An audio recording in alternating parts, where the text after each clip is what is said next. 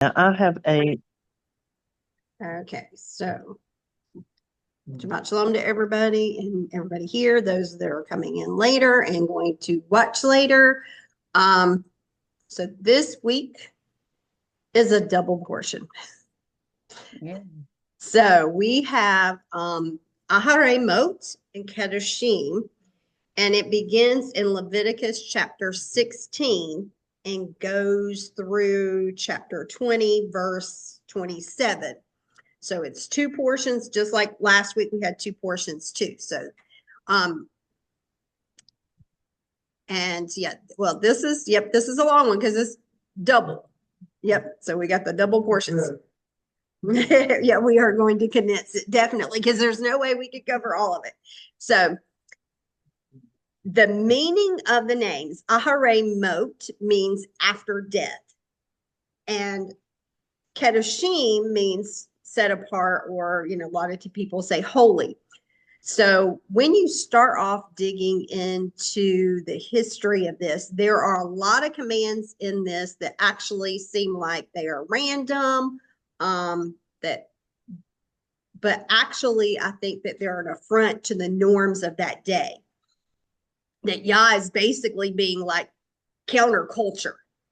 And the focus, I believe, is what Yeshua says about these commands. So I do want to go, before we start getting into Leviticus, and let's go to Matthew. So we're going to go to Matthew chapter 22. And I'm going to go down to verse 36. Matthew 22 and verse 36 is where I want to start. Make sure that's up. Okay. And here we see, this is Rabbi, which of the mitzvot in the Torah is the most important? Okay, so it's Talmudim are asking which one is the most important. And he told them, you are to love Yah, your Elohim, with all your heart and with all your soul and with all your strength. This is the greatest and most important mitzvah or command. And as second is similar, you are to love your neighbor as yourself. And all of the Torah and the prophets are dependent on these two. So as I've been going through and researching and learning more about ancient history, and what I've been learning is, too, we often read scripture and we encounter a blank. We encounter, a question. And what we do is we tend to fill in those blanks, those questions that we have from our understanding of the current world.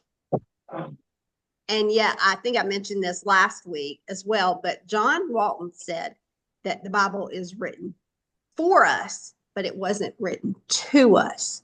And so that means that we need to understand what those who lived in those ancient times understood and believed. And that's what it is addressing, and not putting our own meaning or our own understanding of that into it today. And that's, really, one of the things I wanted to think about is, so as we go through this, we're going to be looking at a lot. What did they understand at that time? What does this mean in those days? And before, I know I've asked this question before, but I've asked the question about, because this is talking about Kedoshim, holiness. Okay. So what is holiness? You think about what we've been taught, in the church or whatever, you say, oh, that's a holy woman, that's a holy man, whatever. But what is holiness? Being set apart. Set apart, yeah. Okay. But then here's another question to think about. It's similar. What is the opposite of holiness? Unholy. Well, yeah, not using the word not there. I said unholy. Well, but that's using not. Un means not, so that would be not. Okay, okay. But what really would be the opposite of it? Sinful. What was that? I said sinful. Central? No. Sinful. Sinful. Sin. Oh, sinful. Yeah. No, that's what we tend to think of. We tend to think of, okay, someone's holy, then that means set apart, but then the opposite of that would be bad or evil or something like that. But that's not what is the opposite of kadosh. And I wanted you not to say not there, the because think about what it means here. When we're talking about the opposite of holy, when we go back to what he tells the priest to do, he tells them to distinguish between what is kadosh and whole, common. Because if it's set apart, it is holy, what we think of, but it is not necessarily bad. It just means it's common. For example, ladies, think about your dishes. There used to be, growing up, you had, your set apart Sunday dishes or whatever, your special china that you would use. And that was set apart for special occasions. It's not holy, but it was set apart for those special occasions. So we would be using that word like kadosh. But the dishes you used every day, they weren't bad. They were common. Okay. They were every day. I'm sorry, like even your paper plates. Yeah. So this, really got me to thinking about, because if it's not set apart, then it's common. It's for everyday use. And this really, I think, should get you to thinking, because this is something that, I don't know, it really started convicting me this week about, okay, well, wait a minute. What is holy? What is kadosh? What is set apart? What does he call set apart? And, he says that Shabbat is kadosh. So then this has really got me to thinking about, am I truly making it set apart? Or am I treating this like any other day, except this is just a day I don't work? Because we know we don't work on Shabbat. So, but that's not what makes Shabbat kadosh. Okay. So that's not what makes it kadosh. It is actually the fact that it's not common. Okay. So. Oh, I got in. Yep. There you go. We don't. Yep. There we go. I'm going to make sure I'm mute, so that way we don't get some bad feed there. Okay. So when we think about these two, we've got kadosh is being set apart, and common is actually, I hope that's, yep, muted. There we go. No, sorry. I was trying to mute this at the same time. So here, if we look at these two, that if it is kadosh, it is set apart. So are my actions on Shabbat making Shabbat set apart, or is it really, are my actions making it common? So that's just something to think about. That was something that I really was dealing with and thinking about as I was going through this portion. So, okay, so let's really get into Leviticus this. So we're going to go to Leviticus, and the first part of this parasha really focuses on Yom Kippur. It also talks about, when we look at this parasha, it talks about unlawful sexual relations. It talks about a variety of commands here. But again, like I said, I think this goes back to what was really going on and happening during those days. And it starts Acharei Mot, after the death of Nadab and Abihu. Okay. So again, before we get into Leviticus, I want you to think about something. Okay. Think about what you've been taught in the past. Okay. About atonement. Okay. And we're going to ask ourselves some questions. Did the Passover lamb cover and remove our sins? Okay. The Passover lamb. No. In Exodus 12, 3 through 12, they didn't slaughter the lamb because they sinned. Yah was taking them out of Egypt, and this was a sign so the death angel would pass over. This was not because they sinned, okay? Number 2, think about this. What animal then covers or removes our sin? Do we know? No. Okay. No, knowing's an answer. Okay, let's go. Don't forgive sin. It doesn't forgive it, but it covers. Okay. Well, So what animal well, covers? So what animal covers? Okay. Okay, let's go. The lamb. Okay. Let's go to Leviticus 4 and verse 27. This is where I just want you to think about things before we start really getting into Yom Kippur. Okay. Leviticus 4 and verse 27. This is where we're talking about when a person, an individual, sins. Okay. If an individual among the people commits a sin inadvertently, doing something against any of the mitzvot of Yah, concerning the things which should not be done, he is guilty. If the sin he committed becomes known to him, he is to bring as his offering a female goat without defect for the sin he committed. So the sin, what is being covered here is done by this goat. Of course, we've already talked about before in the past about how this is all about your heart, but the animal, I want to focus right down on the animal. Okay. That's not a forgiveness. It's not a forgiveness of sin. Yeah, it's a covering there. Okay. So then think about this. Thinking about what I was taught in the church about the blood being applied to the altar, right? Where was the blood applied once the sacrifices were made?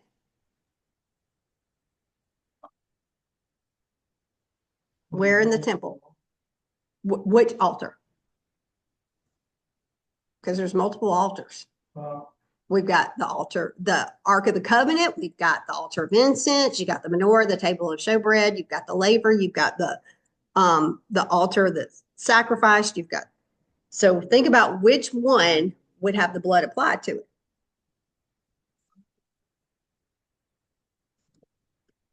Okay. Altar Huh? on the base. But the base of which altar though? Oh, Because that's what we're thinking about. Is it the altar of incense? Is it the altar where the sacrifice happened? Is it the Ark of the Covenant, that has the mercy seat on it? Because really think about what, because I'm just thinking about what I was taught in the church, and I'm thinking about the blood being applied, that it was going into the Holy of Holies and being applied there on the mercy seat. Okay. So I wanted us to think about those things because as we go through in this parashah, we're going to really see what's happening here. So I'm going to start and I'm going to read a long passage first, and then we're going to break it down. So we're going to go to Leviticus 16. Okay. And I'm going to start in verse 1, and then we'll break it down. Yah spoke with Moshe after the death of Aaron's 2 sons when they tried to sacrifice before Yah and died. Yah said to Moshe, tell your brother Aaron not to come just at any time into the holy place beyond the curtain in front of the ark cover, which is on the ark, so that he will not die, because I will appear in the cloud over the ark cover. Here is how Aaron is to enter the holy place: with a young bull as a sin offering and a ram as a burnt offering. He is to put on the holy linen tunic, have the linen shorts next to his bare flesh, have the linen sash wrapped around him, and be wearing the linen turban. They are all holy garments. He is to bathe in water and put them on. He is to take from the community of the people of Israel 2 male goats for a sin offering and 1 ram for a burnt offering.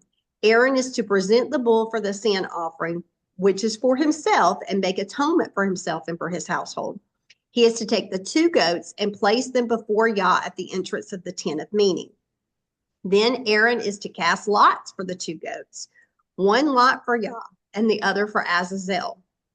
Aaron is to present the goat whose lot fell to Yah as an offering for sin, but the goat whose lot fell for Azazel is to be presented alive to Yah, to be used for making atonement over it by sending it away into the desert for Azazel.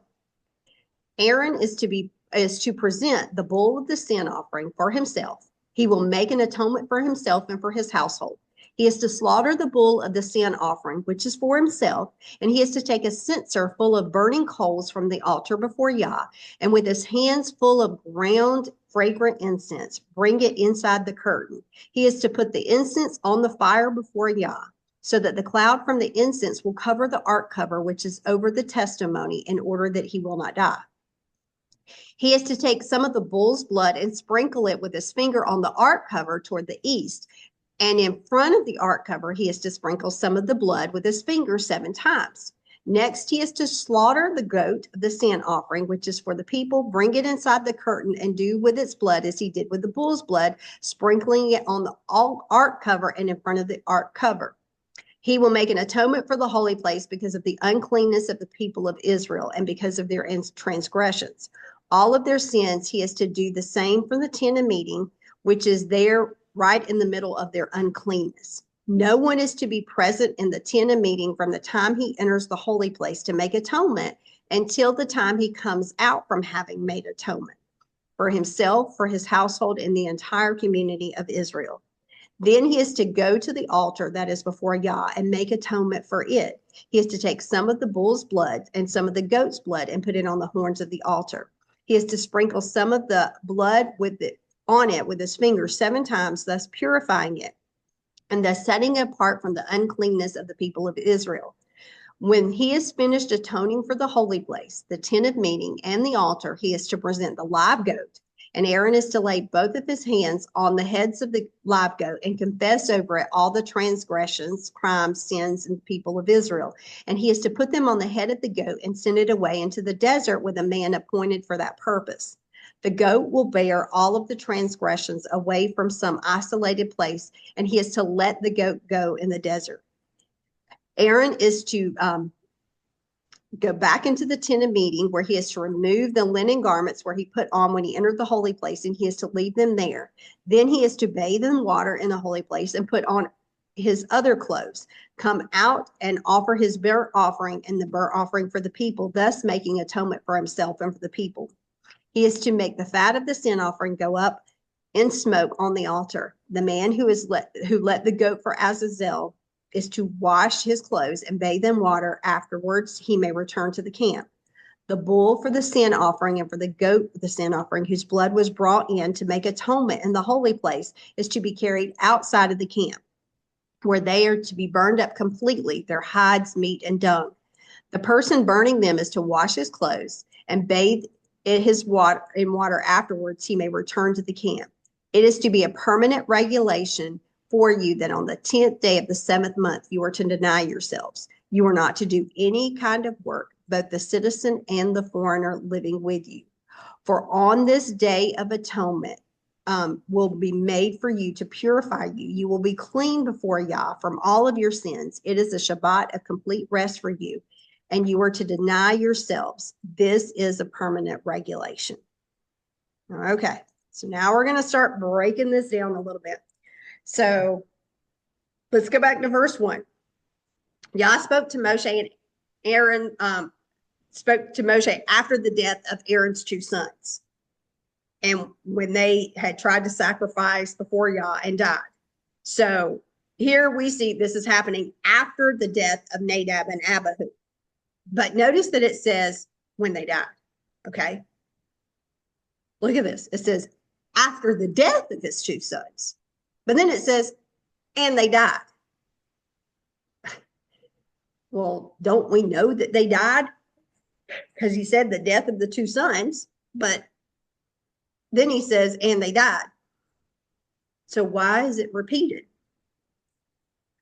And usually when something is repeated, there's something hidden there, or there's a hidden meaning for us that we really should look into see. And this goes into something that if we look at Matthew chapter 10, in verse 28.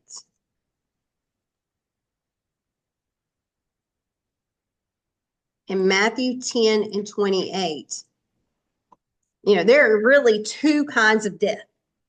So I think that, this being repeated, the word death here is actually talking about there are two kinds of death. In Matthew 10, 28, it says, do not fear those who can kill the body, but are powerless to kill the soul. Rather, fear him who can destroy both the soul and the body in Gehenna. Okay. So we need to focus not on what can kill our physical body, the physical death, but we need to be more focused on what can destroy our nefesh, our soul. We need to be concerned about how we're living. Okay. And so here in the beginning in Leviticus 16 in verse 1, we see that death is repeated. He's telling them, yeah, you've got the physical death, but you also have that spiritual death. We need to make sure that we're focused on that. And so then we go to verse 2, and we see that now Yah is instructing them, Nadab and Abihu did it the wrong way. I'm going to tell you this is the way you need to do it. And he says, this is the correct way you're to enter into my presence. And notice that he says, not just anybody can enter in. We like to sing the song, we enter into the Holy of Holies, but not everybody. There was only one person that could enter in the Holy of Holies. And it was only the high priest, and it was only one time of year. Okay. And we've got a high priest. And in ancient customs, what was interesting is that in ancient pagan customs, they actually went into those temples daily in the worship of their gods.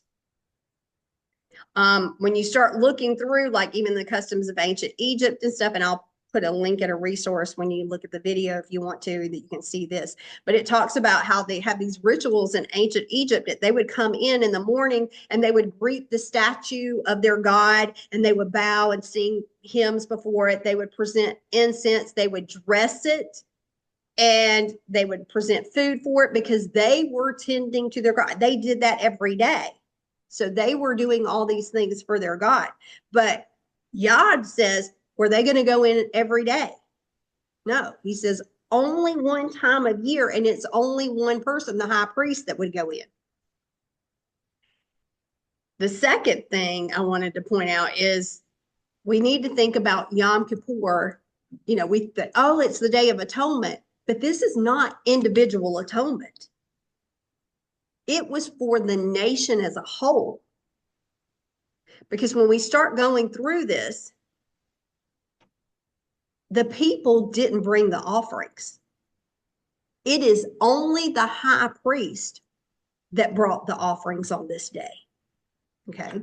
Leviticus, if we go down to verse 5, okay, Leviticus 16 and verse 5, it's talking about the priest here, is to take from the community of the people of Israel. The priest is going to do that. He's going to take 2 male goats for the sin offering, 1 for the ram for the burnt offering. Okay, so it's his responsibility. He is the one who is going in on behalf of all the people. And we don't bring offerings. We don't bring an offering on Yom Kippur. Now think about that. We think about the Day of Atonement, but we don't bring an offering on the Day of Atonement. It's only the high priest who brings that offering on the Day of Atonement. So think about our high priest, Yeshua, was the only one who brought the offering on Yom Kippur for us. Okay. And the people could not go in. When you start going through, and I read that whole passage, it talks about there was nobody else in the courtyard, nobody else there. Normally, when you go up to the temple, you would have all the other priests, around that would help out. But on this day, the high priest was the only one that was there. They didn't know. There was no people there. They were all outside. They did not know if Yah was going to accept the offering that the high priest made on this day until he exited. So the people weren't physically going in with the high priest. He was the only one that was going in there. But in essence, because he's offering on behalf of all of the nation, it was as if they were going in there with him, even though they were not. Okay. So with that, let's go over to the book of Hebrews. Hebrews chapter 4.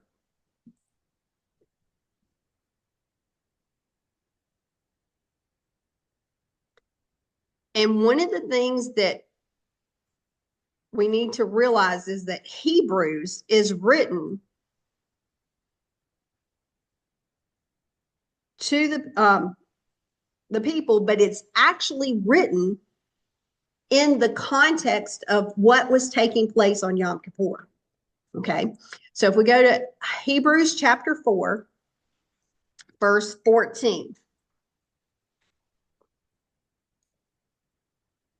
It says, therefore, since we have a great Kohen Gadol, high priest, who has passed through to the highest of heavens, Yeshua, the Son of God, let us hold firmly to what we acknowledge as true. For we do not have a high priest unable to empathize with our weaknesses, since in every respect he was tempted just as we are. The only difference being is that he did not sin. Therefore, let us confidently approach the throne from which God gives grace so that we may receive mercy and find grace in our time of need. And so, well, just looking at this. Okay, so we got to remember this is talking about Yom Kippur and Yeshua being the high priest. Now, remember, look at what it says here in verse 16.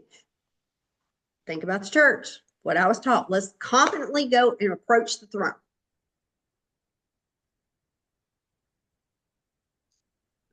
Where's the throne? It was in the temple.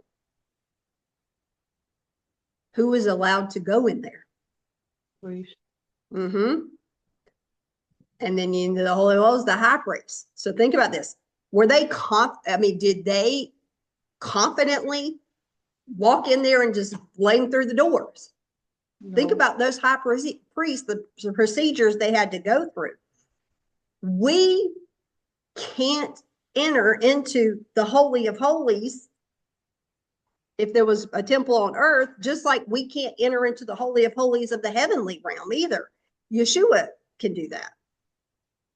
And when Yeshua entered the Holy of Holies as our high priest, just like what happened on Yom Kippur, because the Yom Kippur offering for Yom Kippur is going to be bought and done by the high priest, he is the one presenting it, but because he's doing it on behalf of the nation, it is as if we are entering in with him. It doesn't mean that we're actually going in there, but it's just like we are entering in with him. And so, just like on the earth, the high priest was the only one that entered the Holy of Holies, but it was like the children of Israel were going in there with him, even though they weren't physically. Does that make sense? Okay. We should have him on the throne of our hearts. And Yes. Mm-hmm. Yep. But a lot of times we take that literally. Oh, we're just going to walk in there. Okay. Right. So let's go back to Leviticus 16. And notice that it says, okay, and I'm going to go back to verse 3. Here is how Aaron is to enter the holy place: with a young bull as a sin offering and a ram as a burnt offering. He is to put on the holy linen tunic, have the linen shorts next to his bare flesh, have the linen sash wrapped around him, and be wearing the linen turban. They are holy garments, and he is to bathe his body in water and put them on. And so it was on this day, on Yom Kippur, that the high priest would basically intercede for the nation, and he would bring the offerings on behalf of all of Israel. Now, go down to verse 30 that I read, chapter 16, verse 30, and this is something that stuck out to me here. It says, for on this day, atonement will be made for you to purify you. You will be clean before Yah from all of your sins. Remember what we talked about a few weeks ago. We talked about that those sins in Leviticus 4 was only those unintentional sins. But notice what he says here in Leviticus 16, that this would purify them from all of their sins. So only Yah can extend mercy for this willful, rebellious sin. Okay, so thinking about what's happening here, we can't bring an offering on Yom Kippur. The offerings were purchased by the high priest. It's every aspect of Yom Kippur is done by the high priest. No other priests do that. Nobody else does that. And so it is only by us interceding on what he is doing that is going to actually remove all of the sins on this day. And it's only through him.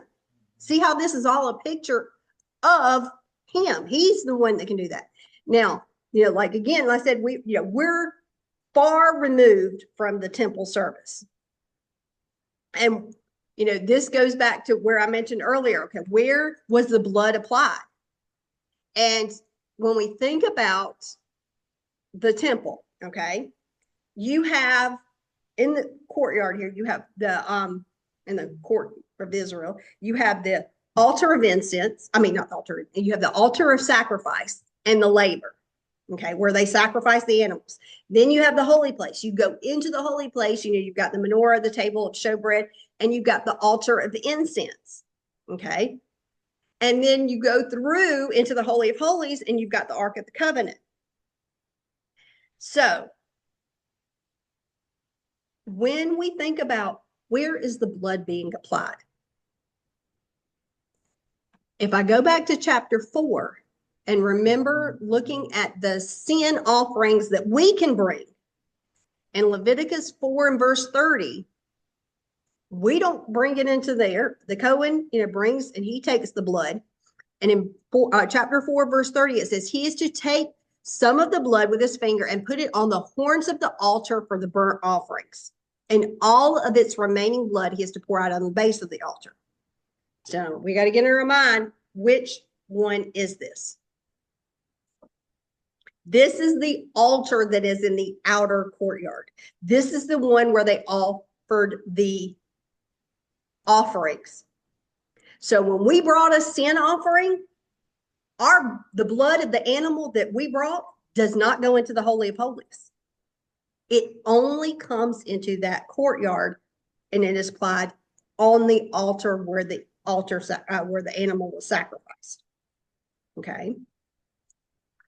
But if we go back to Leviticus 4 and 17, when the congregation sins, okay, when the whole congregation sins, in Leviticus 4 and 17, I'm going to start reading there, and it says, the Cohen is to dip his finger in the blood and sprinkle it 7 times in the presence of Yah in front of the curtain. He is to put some of the blood on the horns of the altar before Yah, there in the tent of meeting. All of the remaining blood he is to pour at the base of the altar for the burnt offerings, which is the entrance of the tent of meeting. Okay, so look at what this says. So when the congregation sins, then the offering that is made on behalf of the congregation for their sin, like they were doing something they weren't supposed to be doing as a congregation. We realized we were worshiping the wrong day, whatever. The whole congregation realizes that so here now we're worshiping on the right day. So the offering here, the blood is put on the horns of the altar, which is in the tent of meeting. So this one is talking about the altar of incense, which is in the holy place. So the blood is being applied on the altar of incense, and then it's also brought out to where the sacrifice was made.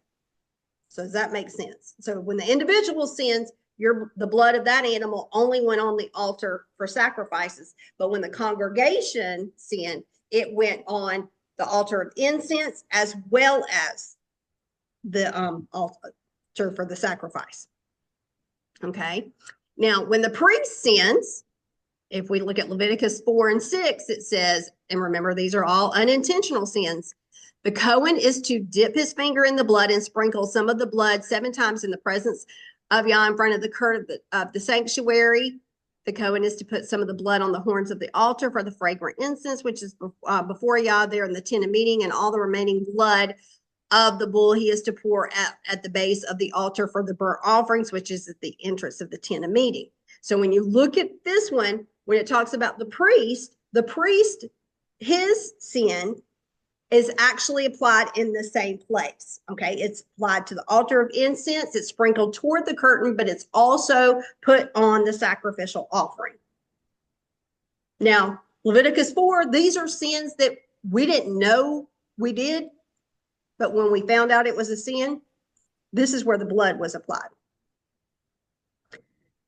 So when we're looking at these, the hatat or the sin or purification offering, the blood that is applied only goes as far as the holy place. It's not placed in the Holy of Holies where the Ark and Yah resides. So then the question arises, is there any blood that goes into the Holy of Holies? And there is. Okay. If we go to Leviticus 16 in this parashah, verse 11, Aaron is to present the bull of the sin offering for himself. He will make an atonement for himself and his household. He is to slaughter the bull of the sin offering, which is for himself. He has to take a censer full of burning coals from the altar for Yah, which is with his hands full of the ground fragrant incense, bring it inside the curtain. He is to put it on the incense on the fire before Yah, so that the cloud from the incense will cover the ark cover, which is over the testimony. This is talking about the Ark of the Covenant, in order that he will not die. Okay, so look at what's happening here. On Yom Kippur, the high priest is going in there. He's doing this, but then look at where he's saying that he's going to take this blood, verse 14. He is to take some of the bull's blood and sprinkle it with his finger on the ark cover toward the east, and in front of the ark cover, he is to sprinkle some of the blood with his finger 7 times.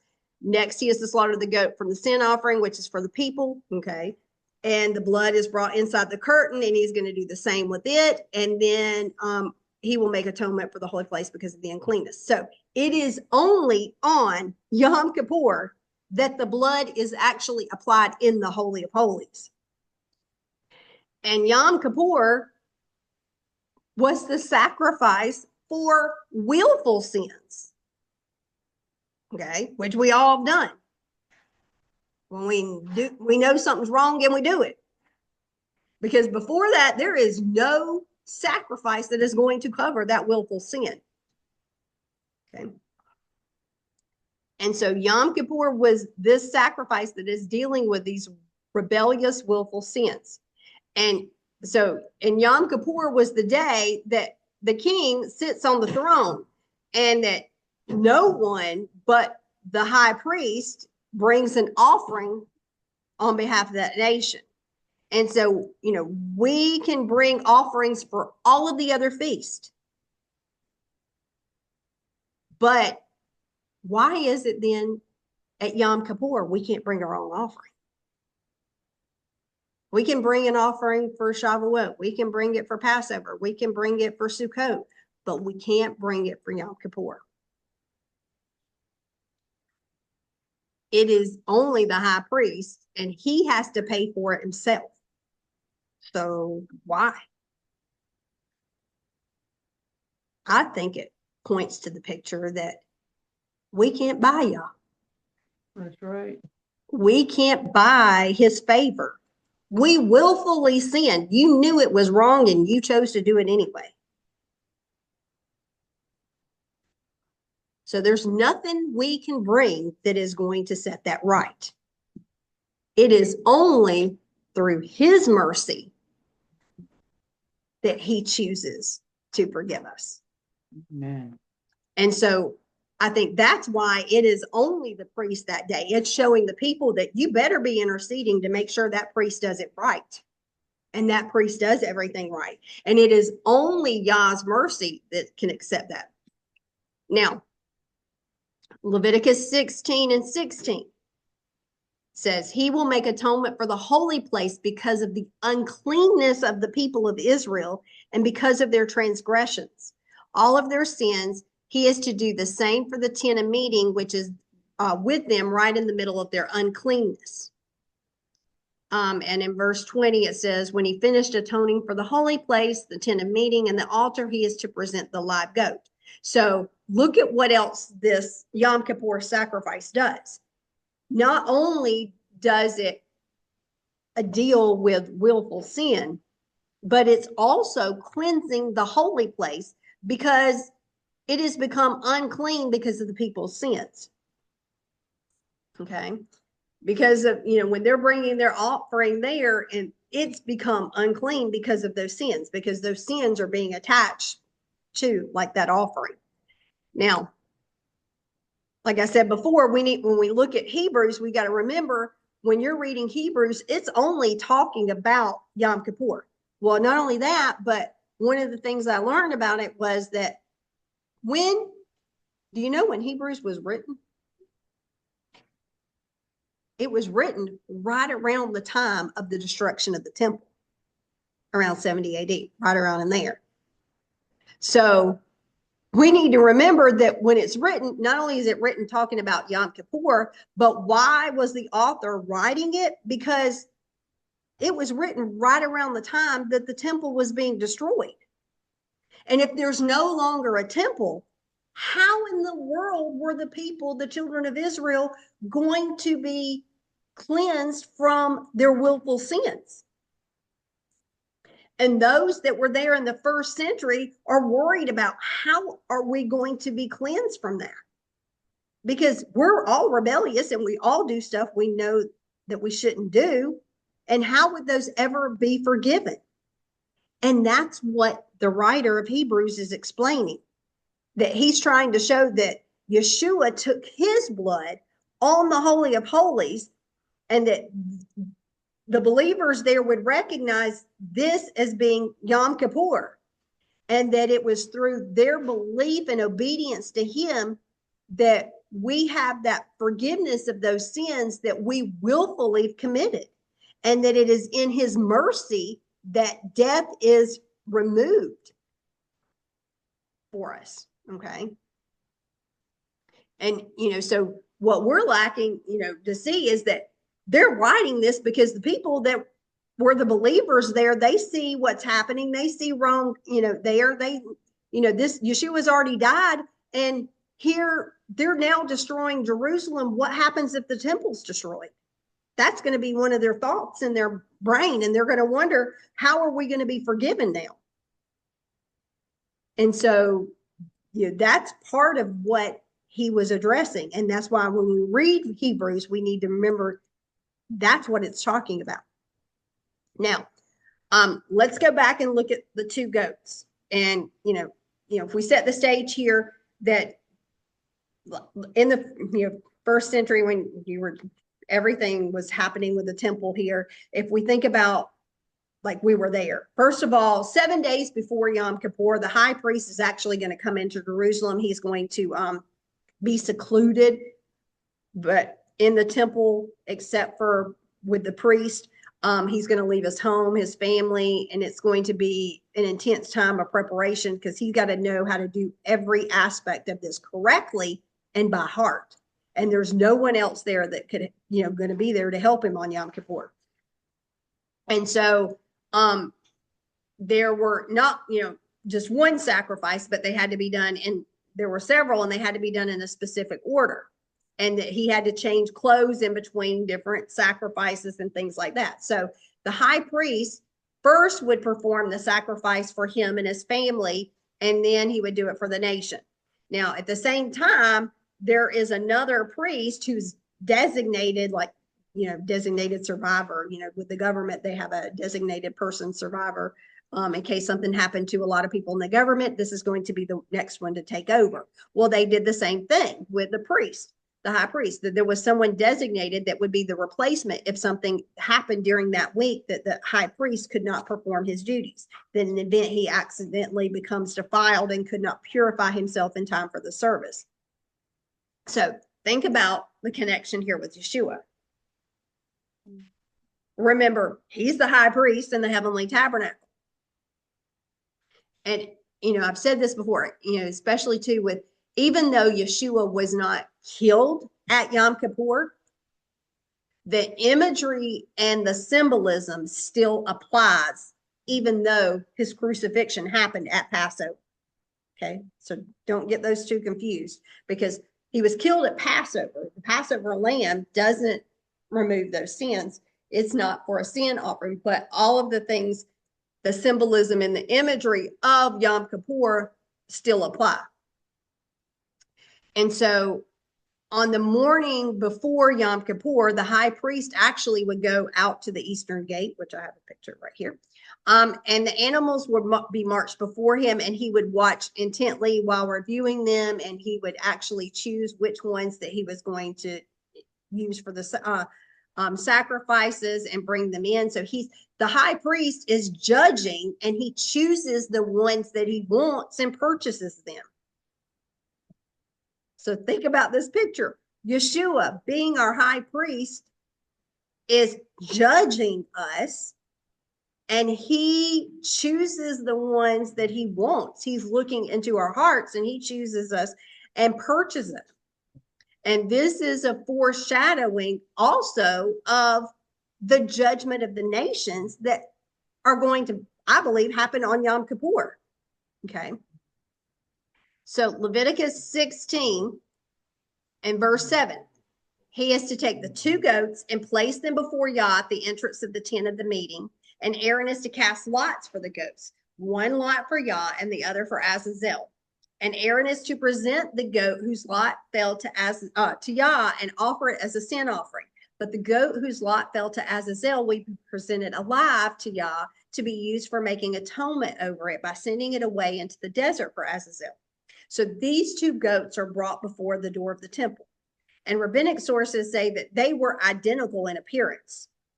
And so they're brought before the high priest, which is like the highest law in the land during those days. And think about Yeshua. In Matthew 27 and verse 16,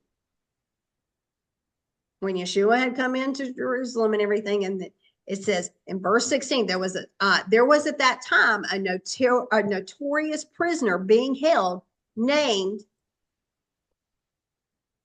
Barabbas. Depending on which version you're reading, it says Yeshua Barabbas. So when the crowd gathered, Pilate said to them, "Who do you want me to set free, Barabbas or Yeshua called the Messiah?" So just like these 2 goats appeared to be identical, so too we have Yeshua, who is the son of the Father. But Barabbas, what does Barabbas mean? Bar Abba, son of the Father. And his first name was Yeshua too. So we have these 2 that are identical in appearance being brought before them, and one's guilty, one's not guilty. And also note that, it says, on one hand, like I said, on one hand, you got Yeshua, the son of the Father, but then you also have Yeshua, son of the Father, Barabbas. Okay. And in many Greek translations as well as a complete Jewish Bible and the OJB versions, it actually states in there that his first name is Yeshua. And ancient Greek writings say that Barabbas' first name was Yeshua. So like I said, there were 2 identical goats being brought. So these 2 men are being brought before Pilate. And Yeshua, being our high priest, was actually going through this ceremony for us, and lots were drawn for each. So, and it's taught that the priest would actually reach in to this box and pull out a tile with his right hand and one with his left hand, and the one for Yah came out in the right hand, and that was thought to be a good sign, a good omen. And the one for Azazel, that the one for Yah is going to be the one that sacrificed, and the one that's in the left hand, the one for Azazel would come out in the left hand. Okay, so the one that was pulled and for the right usually always ended up saying Le Yud He Vav He. Okay, and this is the one that is slaughtered. So its blood is the one that is brought into the Holy of Holies and actually cleanses the temple. So in Leviticus 16 and verse 20, it says, when he's finished atoning for the holy place, the tent of meeting, and the altar, he is to present the live goat. And Aaron is to lay his hands, both of his hands, on the head of the live goat and confess over it all of the transgressions, crimes, and the sins of the people of Israel. He is to put on the head of the goat and send it away in the desert with a man appointed for the purpose. The goat will bear all of their transgressions away to some isolated place, and he is to let the goat go in the desert. So the other goat was for Azazel. It's actually the way it reads it in the verse. And this was the one that had the sins of the people pronounced over it. Or, I know some versions translate it the scapegoat, but in Hebrew it says Azazel. So this is what we think about as the scapegoat. Now, Azazel is thought to mean entire removal. And, I know that when you start going into Apocrypha, there are names of a fallen angel that's Azazel. And so a lot of people believe that this is, evil, whatever. But I see this scapegoat, or the goat for Azazel, as being a picture also of Yeshua, because it is bearing the sins of Israel upon its head. And it's carrying it to a place that is considered to be cut off. And, I don't see this as a demon or Satan that would bear our sins. So I see this as a picture of Yeshua.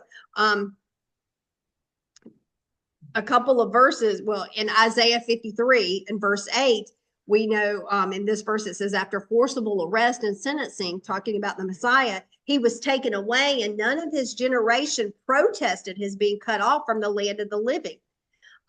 For the crimes of the people who deserve punishment themselves. And in Psalms 103 and 12, it says, he's removed our sins from us as far as the east is from the west. So this scapegoat, or the goat for Azazel, was taken out into the wilderness. And, it just says it's let go. But when we start going back through the times, tradition says that they take it to a high cliff and they push it over because they want to make sure that it's dead, because this is symbolic. I mean, can you imagine the people seeing this goat that had their sins applied to it coming back into the camp? Because goats are going to follow you. They're going to follow you. And so the people didn't want the goat that was symbolic of their sins to come walking back into the camp. And it wasn't the high priest that took this goat out into the desert. Someone else was given the authority to do that. And, when you start looking at some of the rabbinic sources, the Talmud tells us that the people knew that their sins had been forgiven because the high priest would actually tie a scarlet rope or ribbon on the horns of the scapegoat. And then Yah would supernaturally cause that piece of scarlet to turn white when he had forgiven their sins. And according to the Talmud, not only was there one tied to the scapegoat, but there's also a scarlet yarn that is put on the door of the temple. And so then too, that they would see that people could see that Yah had forgiven them, because that would be turned to white. Now, the Talmud also tells us, make sure I put that there. The Talmud also tells us that 40 years before the destruction of the temple, which would have been, the temple was destroyed in 70 AD. So this would have been around 30 AD. So this would have been the time of Yeshua's death, that the scarlet thread stopped turning white. And it now remained red or scarlet, which indicated that Yah was no longer forgiving the people for their sins. So that puts the that miracle stopping around the time Yeshua was killed.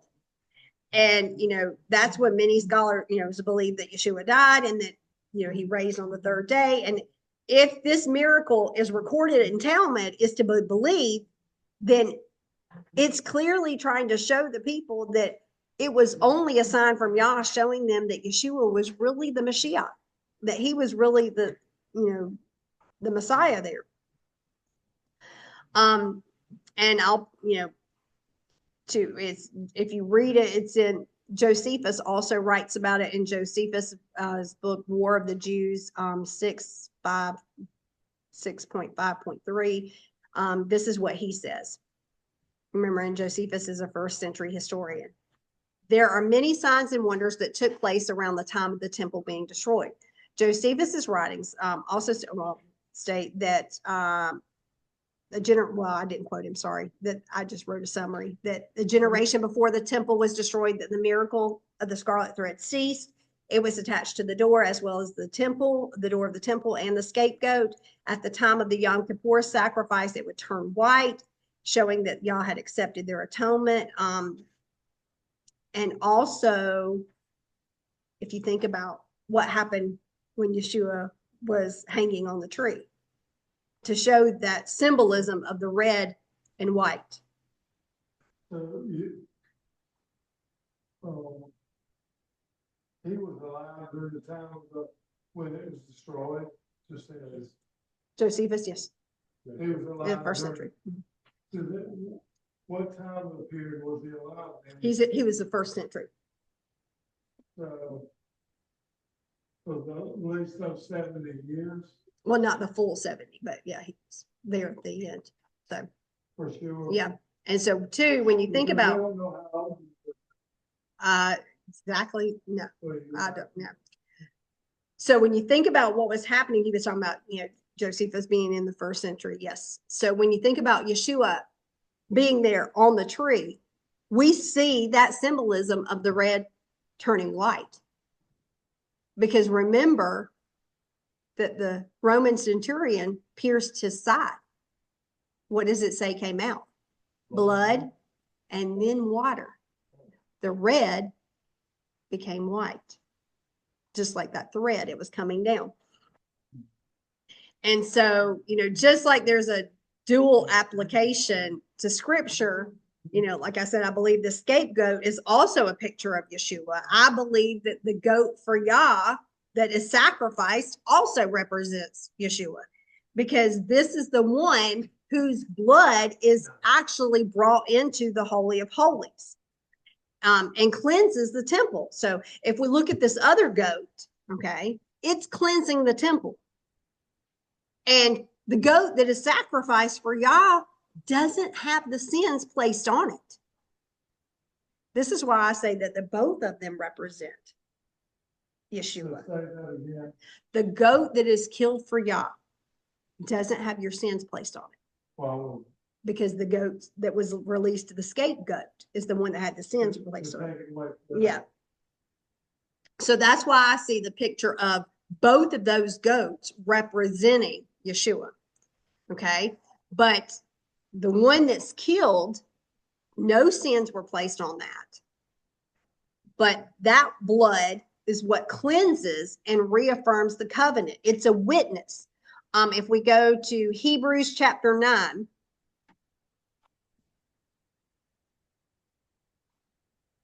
Okay, Hebrews chapter 9. And I'm going to start in verse 11.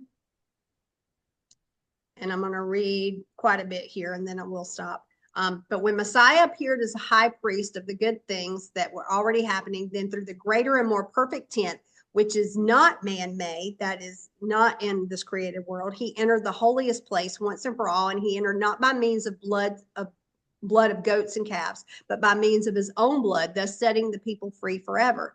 For if the sprinkling ceremonially uncleans person with blood of goats and bulls and the ashes of the heifer restores their outward purity, then how much more the blood of the Messiah, who through the eternal Spirit offered himself to God as a sacrifice without blemish, will purify our conscience from the works that lead to death. So think about what it says right there. Remember, this is only talking about the Yom Kippur sacrifice. That the blood not only is going to purify and cleanse, but it is going to purify our conscience from the works that lead to death. Well, what works led to death? We sinned. We rebelliously sinned. What's part of the problem when we sin? We keep remembering and, thinking about we've got that guilty conscience.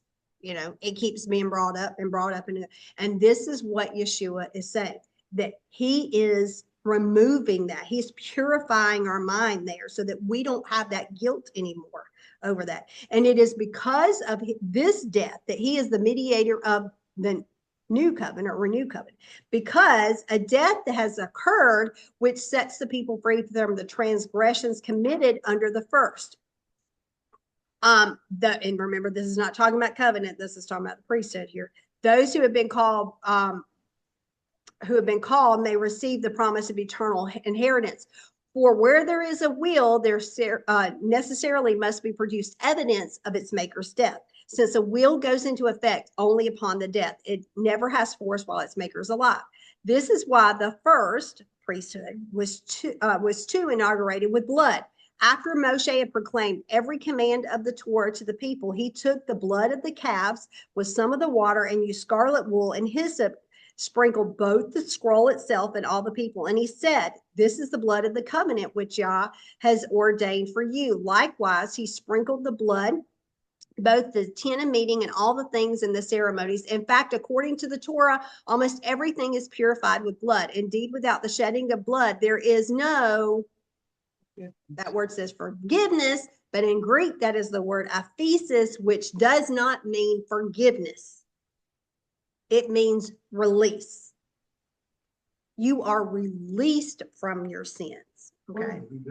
Okay, what is the difference there? Okay. You were still guilty. Think about on Yovel. Okay. Year of Jubilee. You may have sent yourself into slavery or whatever, but year of Jubilee, you're released from that.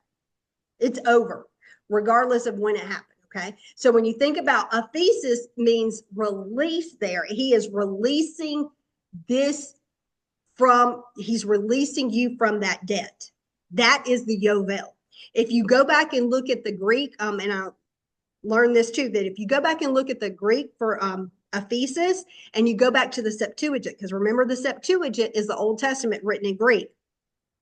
And when you look at where that word is used, it is mostly used in the book of Leviticus. And it is mostly used in talking about the Yovel. It is actually translated in the Old Testament as Yovel. It is where they would have had the word Yovel there, which is the year of Jubilee.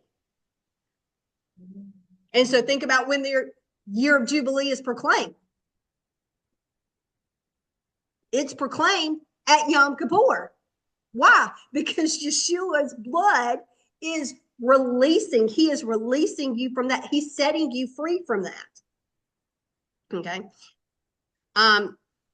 And not only that, but it says in verse 23 that this is how the copies of the heavenly things had to be purified, but the heavenly things themselves require better sacrifices for these. For the Messiah has entered a holiest place, which is not man-made, but merely a copy of the true one, but the heaven itself, in order to appear now on behalf in the very presence of Yah.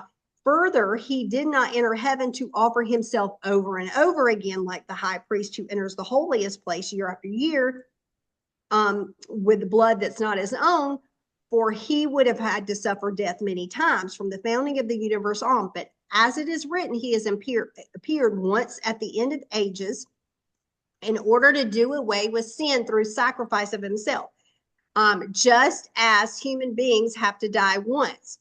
But after this comes the judgment. So as the Messiah, having been offered once to bear the sins of many, will appear a second time, not to deal with sin, but to deliver those who are eagerly waiting for him.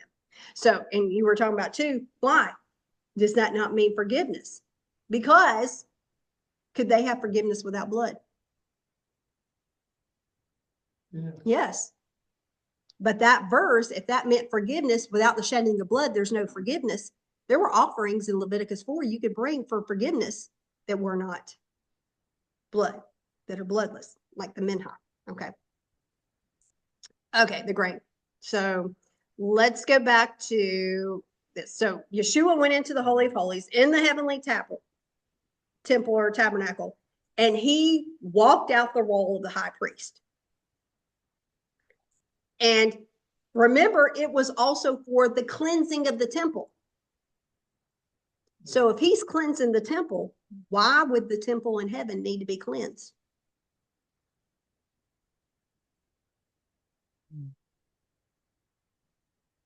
Remember Lucifer?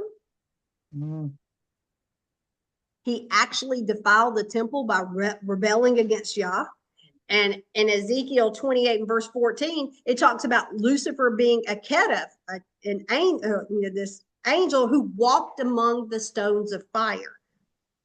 What's that word, stones of fire, talking about? The altar of incense. Okay? Which is what the high priest does. So when we look at where it's talking about in Ezekiel 28, the Lucifer, it's basically saying Lucifer was a high priest in the heavens, and he rebelled. He defiled that heavenly tabernacle. And not only is Yeshua's blood cleansing that heavenly tabernacle, but it is also going to remove our willful sins if we obey and follow him. Okay. And it is only by the pure, divine, sinless blood that that temple could be cleansed. And the sprinkling of the blood, like I said, not only, cleanses the temple, but remember, they sprinkled the blood on the people. Why? In Exodus, 24, if you look at verses 3 through 8, it talks about Moshe. After he came down and he was talking to the people, he sprinkled the people, and they were getting part of the covenant, that he sprinkled them with the blood. Because why? He's inaugurating that covenant into their lives. And upon accepting the Torah and saying, yes, we will do this, then the people are sprinkled with blood, just like the articles in the tabernacle were sprinkled with blood. And so as on Yom Kippur, when the high priest, remember, nobody else was there in the temple. He was the only one. There's no other priest. All the people are outside. They didn't know if Yah accepted what they did and forgave them for those willful sins until the high priest came out, because he could have died. If something went wrong, he didn't do it correctly or whatever, he could have died. And so in the rabbinic writings, they state that after the high priest went through the whole process, that he would come out of the gate and he would declare, it is finished, showing that it was done for the year. Well, think about in John 19 and 30. What does Yeshua say on the tree? It is finished. And then he, his head bowed and he gave up his spirit. Now, so like I said, those 40 years after Yeshua's death, until, he died in around 30, so about 40 years until the destruction of the temple, there were none of those miracles didn't occur anymore. And one of the miracles was that the doors of the temple, I think, are like 16 feet high. They were really, really high. And it took multiple priests to open those doors. That those miracles no longer occurred. And, what's interesting me too is one of the things that I realized, and I don't know if y'all are familiar with, is during that second temple, there was no ark in there.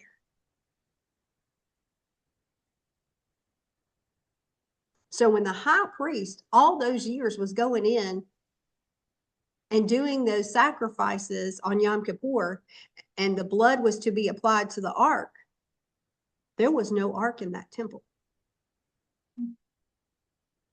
Now, there are different theories on where the ark was located, and, I'll just give you a few of these, but one theory says that it was hidden under the chamber in the women's courtyard. There was a chamber called the Chamber of the Wood, or the Chamber of the Woodshed, and I'll link it in the notes. It is from Sepharia. And so if you actually go in there, this is what it says. Rabbi Nachman said that a sage taught in the Sepharda that the rabbis say that the Ark of the Covenant was buried in the chamber of the woodshed. Rabbi Nachman Bar Yitzhak said, we too have learned in a Mishnah that there was an incident involving a certain priest who had occupied with various matters, saw a floor tile in the woodshed that was different from the others. One of the marble floor tiles was higher than the rest, suggesting that it had been lifted out and replaced. He came and informed a friend of his of the uneven tile, but was unable to finish the report and provide the exact location of the tile before his soul departed his body. And consequently, they knew definitively that the ark was buried underneath there and its location must be kept secret. So that's one theory, that it was on the Temple Mount under the chamber of the wood. Another theory is that King Josiah hid it in a cave. Okay. And I'll put the link in the notes that says, and the Gemara says that, what are we dealing with here? To which the time period is the Mishnah referring. If we say it is speaking about the first temple where the curtains are, then there was only one curtain over 1 cubit partition. Rather, if we say that the Mishnah is dealing with the second temple, was there an ark in it?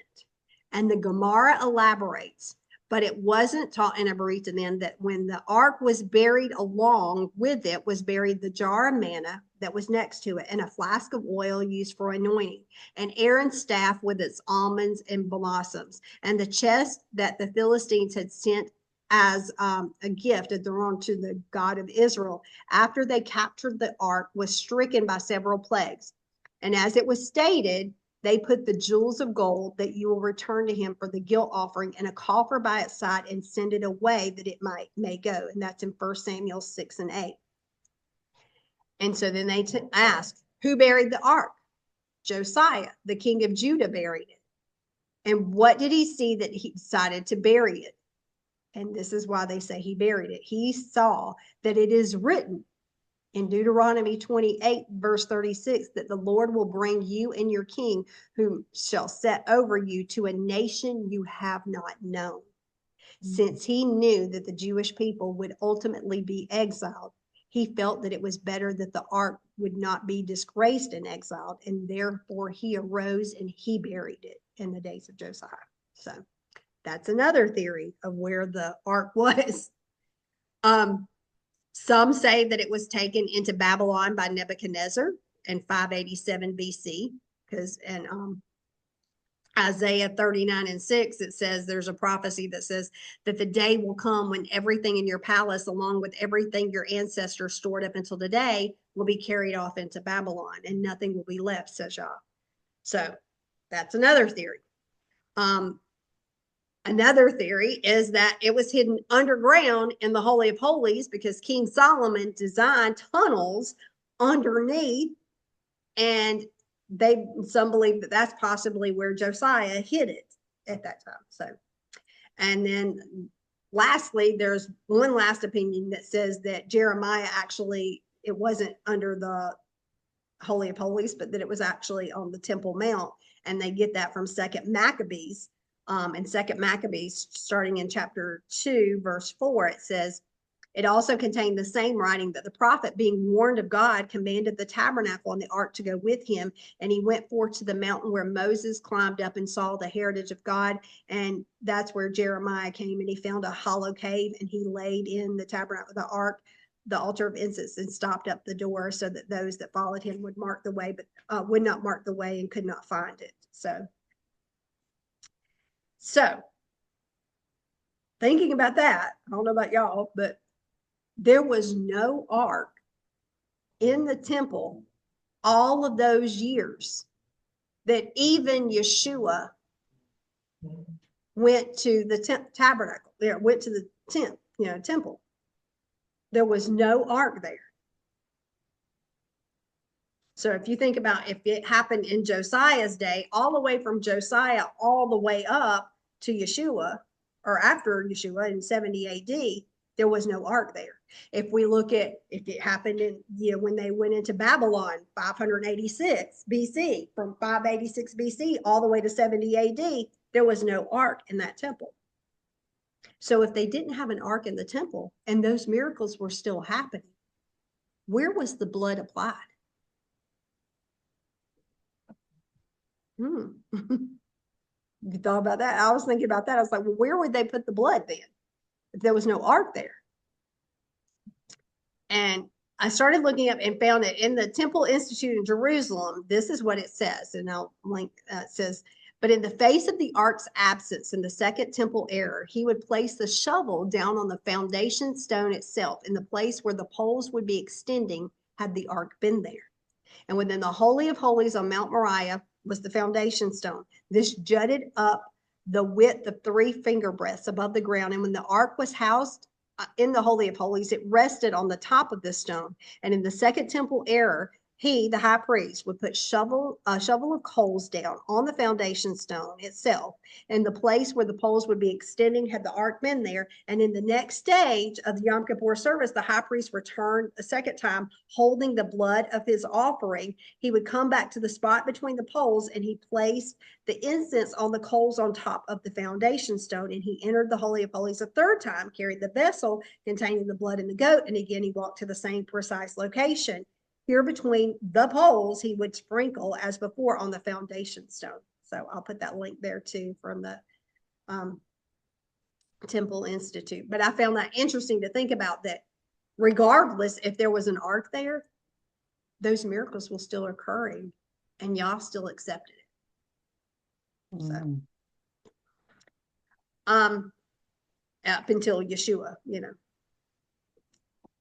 So, and as I end this part on Yom Kippur, I wanted to think, one last thing about Yom Kippur. I don't really think Yom Kippur started like in the book of Exodus. I believe it goes all the way back to the beginning of creation. Because when we look at the word Bereshit, in Hebrew, when you read Bereshit in Hebrew, actually you can take the letters and change them up, and it says Aleph Bet Tishrei, which is the first of Tishrei. And so when we look at that, I think about, okay, well, wait a minute, Yom Kippur isn't the first of Tishrei, it's the 10th day. But if we look at the story of Genesis and the creation account, we definitely know the first 7 days. We're not sure about the timing of the rest, but was there a need for atonement in the first 7 days? No. But we can see there was a need for atonement when they ate of the tree. And so could that have been that it lined up with that they ate of the tree on the 10th day of that month, that it would have been the need for atonement, that they ate of the tree? So something to think about. Now, if we keep moving on in the parsha, we see that we get a variety of commands, and I'm not going to go into them all, but I want to point out a few of these. And I think this is an area that we as believers in Yeshua and are following Torah that we're really lacking in. And, I wanted to, because what is this? It's just, are we making disciples? Okay. Because there's a difference between learning about God and making a disciple. Okay.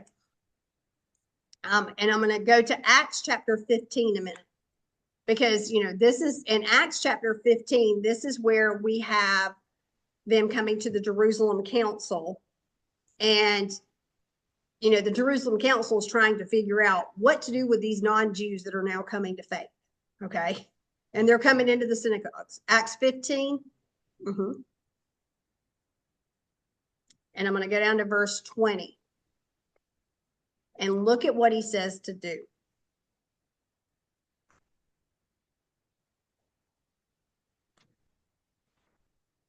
In Acts 15 and verse 20, it says, instead, we should write them a letter telling them, what do you tell these new believers that are coming in now?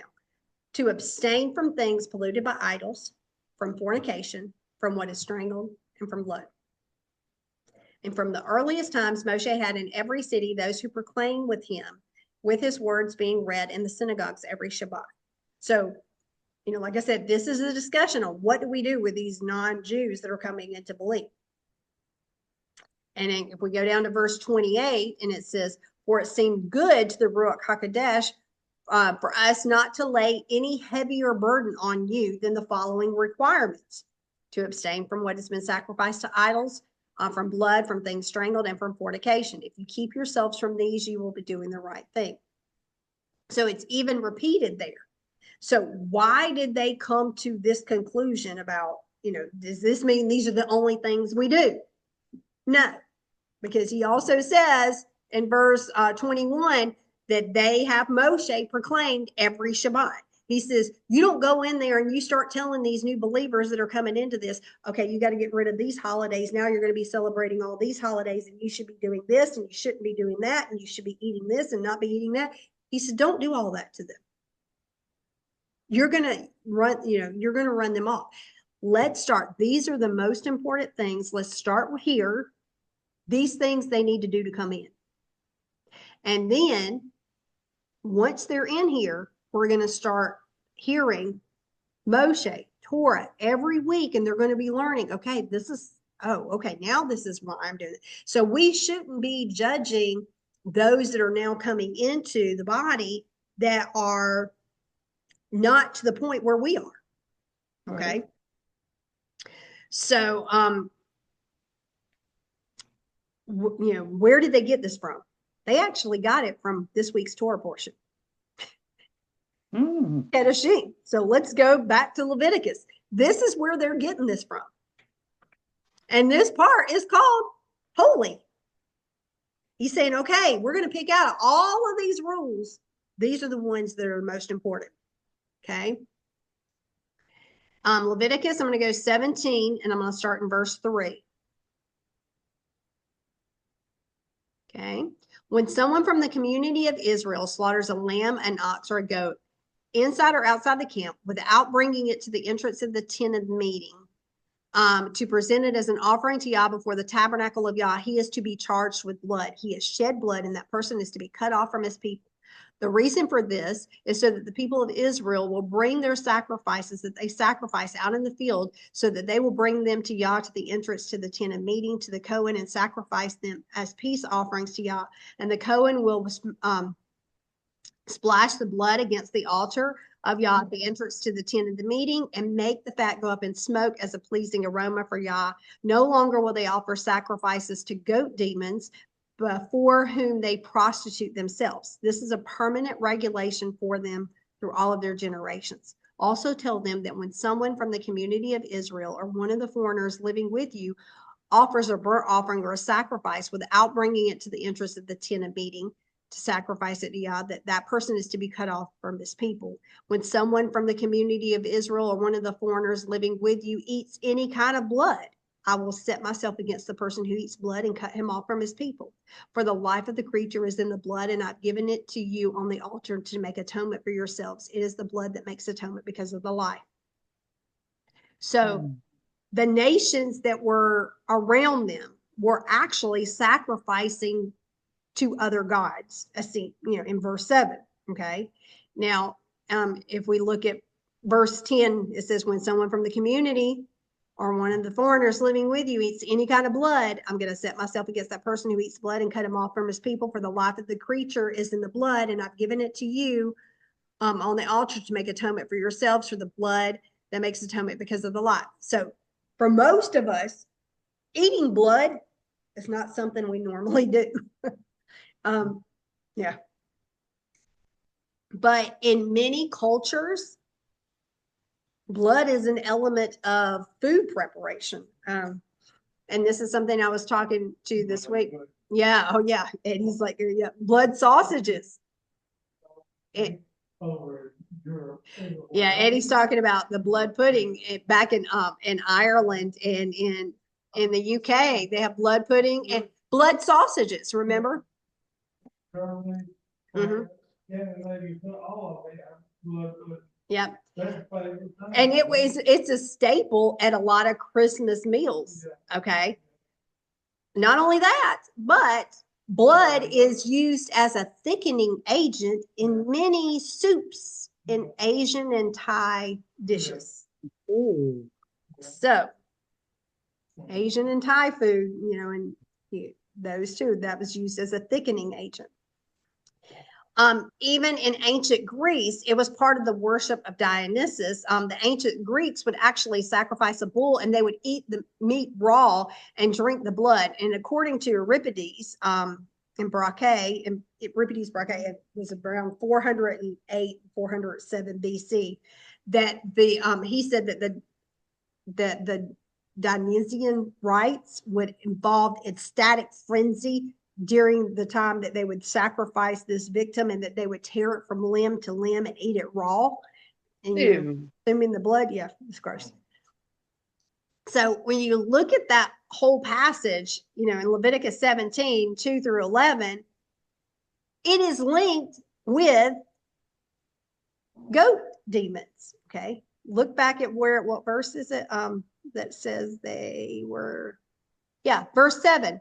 No longer will they offer sacrifices to the goat demons. Okay. When you look at that verse, these goat demons are satyrs. Satyrs were the followers of Dionysus. And so we got to remember, okay, wait a minute. This was going on during those days. Remember, Alexander the Great and the Greek Empire controlled the land of Israel from 332 BC all the way up to the Maccabean Revolt. So this Greek Empire of Hellenism was spread throughout the land of Israel. And I even mentioned, this to some of the girls that I talked to, is that there was even a Greek gymnasium that was built on Mount Zion, right where the Jewish and the Armenian quarters are today in the old city. And so, and it really goes to show you how much of the Hellenic culture influenced even what was going on during that day. And so it was written, the scriptures are written not to us today. We read this and we're like, we're not drinking any blood. No. But then we're looking at, he's telling the people that were living in that time, you're not going to be like the rest of the people in this world. You're going to look different from them. He's being counter the culture. Okay. And then it goes on in Leviticus chapter 18. I'm not going to go through this, but it starts talking about improper sexual relations. And it also links it with temple prostitution. Okay. If we go over to Leviticus chapter 19, in verse 29, it says, do not debase your daughter by making her a prostitute, so the land will not fall in prostitution and become full of shame. So, we think about, well, what does this have to do with us? Remember, it was written to them. Yah is showing them not to be like the rest of the nations. And that the people of Yah will have to live that counterculture. Yet, even though we may not see some of this applied to us today, the principle still applies to us. Yes, the principle still applies. To turn around and go another way, not the way of the world. Yeah, it talks about teshuvah, to turn around, to go another way, that you're not going to go like the rest of the world. So there is so much that goes on in this world that many consider okay or acceptable. But Yah's ways are not like that of the world. So that's what, we look at this and we're like, oh, well, I don't do this. I don't have to worry about that. That's not applying to me. But he's telling them a principle here. Okay. Just as 2 Timothy, let's go to 2 Timothy chapter 3. Look at this verse and see if these apply today. Okay. 2 Timothy chapter 3.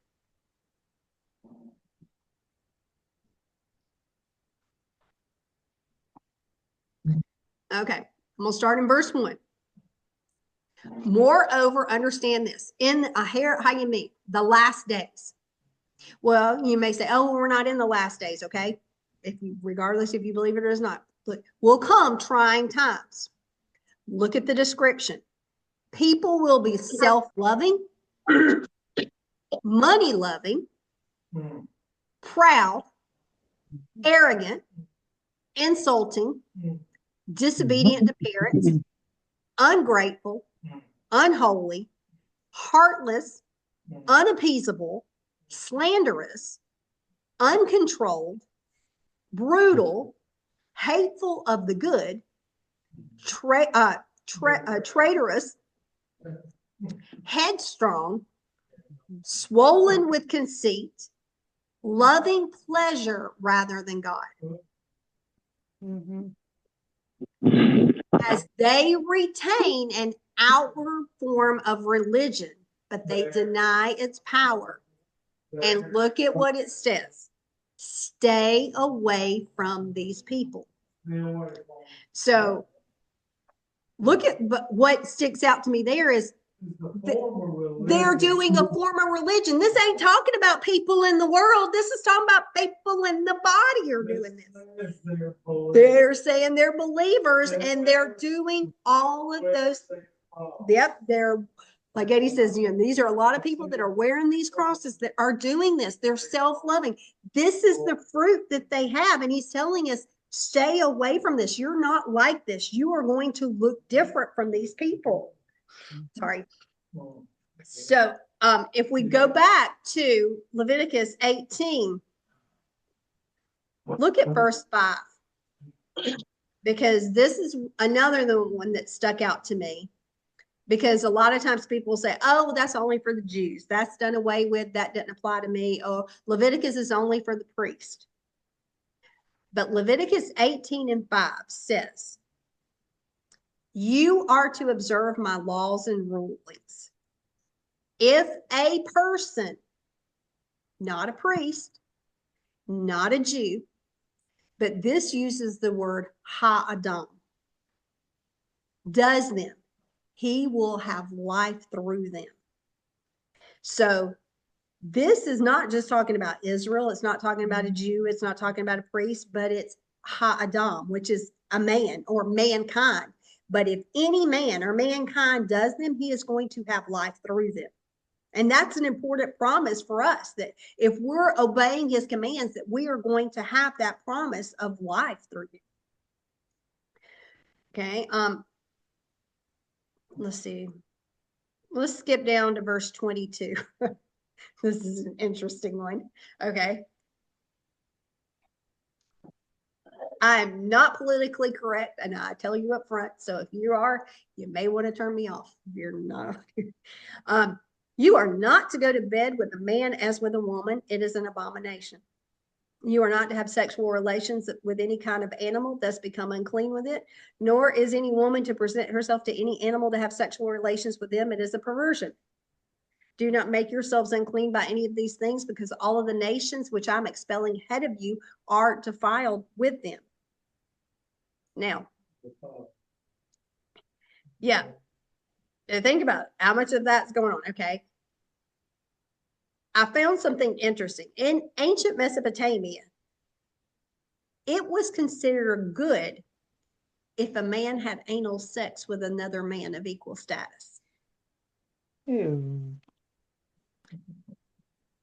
Even in ancient Rome, homosexual relations and adultery was considered okay.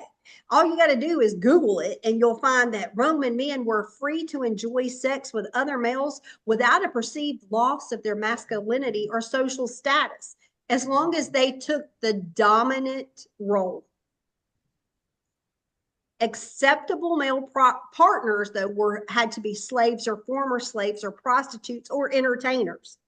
Those were the only ones they considered acceptable.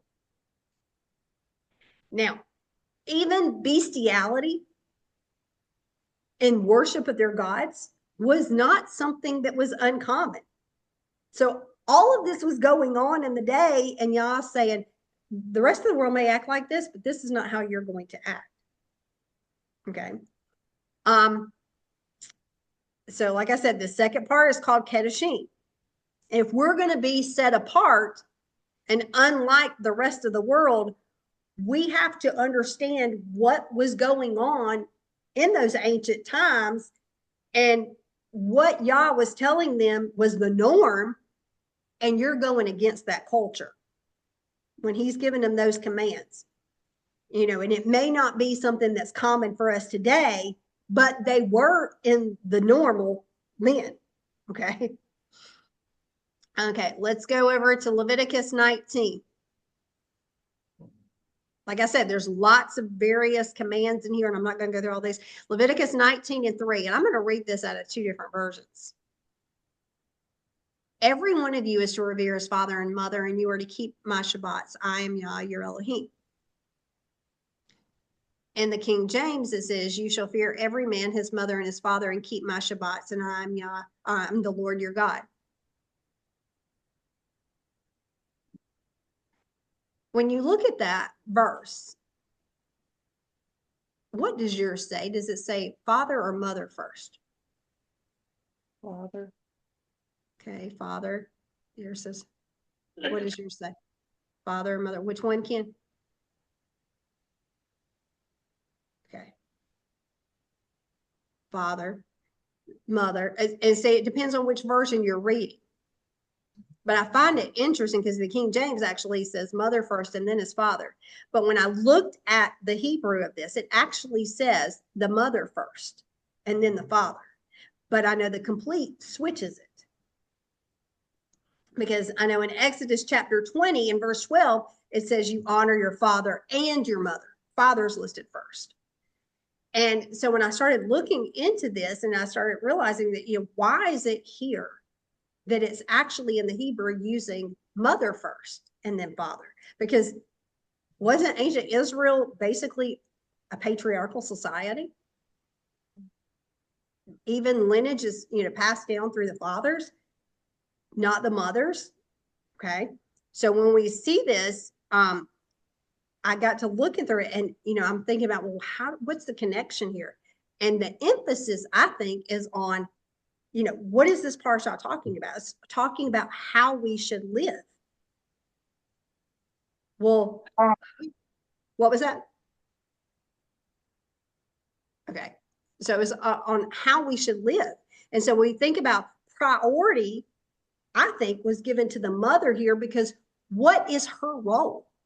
Her role at that time was rearing the children in the home.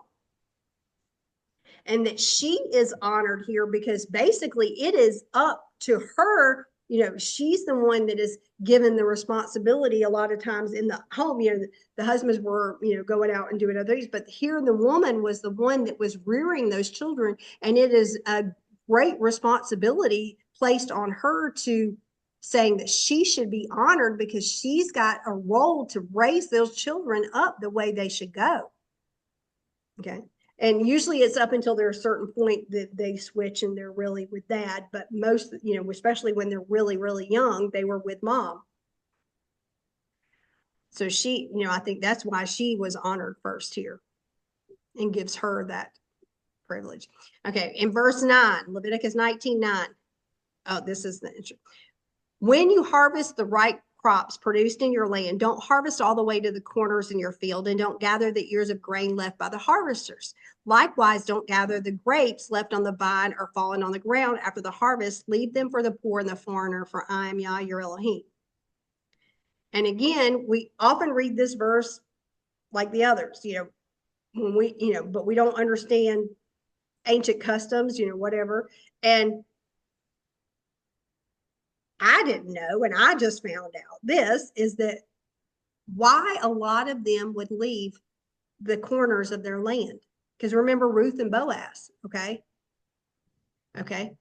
But there was a reason why they did this. In ancient times, in ancient fertility cults, they actually left a portion of their field as an offering to the gods and the deities in the ground, and they would just leave it there so that they were like giving food back to God, their God, and that this was going to cause them to be fertile in the next coming year. And so Yah, I think, is being very counterculture here, and he's telling them, no, that you're not leaving, the corners of your field for these gods. I'm going to let in this land the poor come along and they're going to work the corners of the fields, and that is going to be a means to care for the poor in the land, as opposed to you having fertility rights and being blessed by these gods, that he's showing them, I'm opposite of this.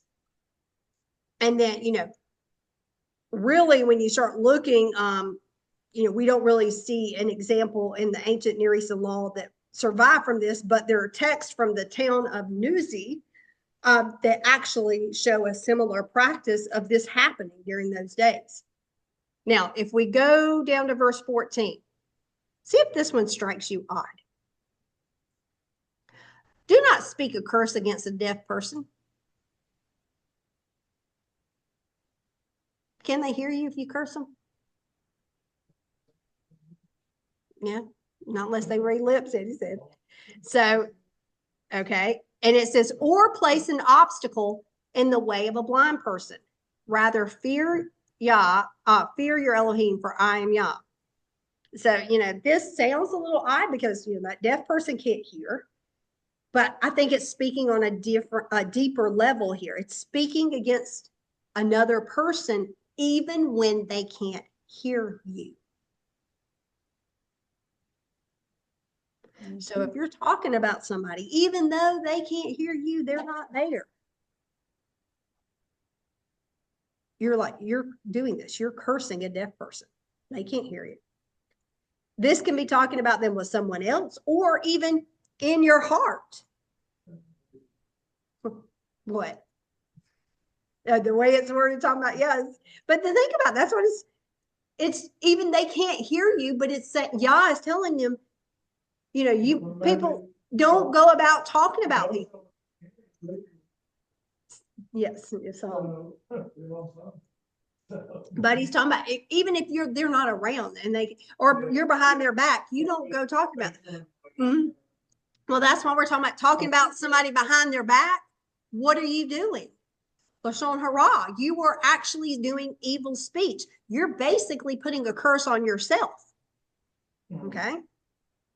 And that, not only that, but the second part of it says about placing an obstacle in the way of a blind person. Okay, well, wait a minute. Blind people, not only are you talking about the physically blind, but what about those that are spiritually blind? Mm-hmm. We shouldn't put things in front of them that would cause them to turn away. And this got me to thinking about, sometimes people are so exuberant in sharing things that they've learned, or they're trying to share things to show how wrong that person is. You see what I'm saying? You're sharing something about this because that person's doing wrong, and I just want to show them they're doing wrong. Okay. And how pagan they're doing. While what we may be sharing is true, our intention is actually putting a stumbling block in front of them. It's all about how we present the truth, because we're not the Torah police. We don't have it all right. And our intention has to be on their goodness instead of trying to prove that I'm right. Okay. So it goes back to the intention of your heart, is that it's about how you are treating that other person in your heart. That's why even Yeshua said, it's not that you shouldn't murder, but if you are doing it in your heart, you're murdering. If you're saying something bad about someone, you're basically murdering. It's not that you don't commit adultery, but if you even are thinking about it, then you've committed adultery. So it's about the intention of your heart. And then, so when you look at those verses, I think that it's talking not only about the physical, but it's also about the spiritual there. Verse 18. Don't take vengeance on or bear a grudge against any of your people. Rather, love your neighbor as yourself, for I am Yah. So again, this is how I started out with. This is, I think one of the foundational principles here is this command. This is the two that it's built on, is loving Yah and loving your neighbor. Bless you. And so when we think about this, okay, we don't want people to say bad things about us. We don't want people to say bad things to us. We don't want people to hurt us. We don't like to be embarrassed. We don't like our wrongs being pointed out. So if we're to treat our neighbor like ourselves, are we doing those same things for our neighbor?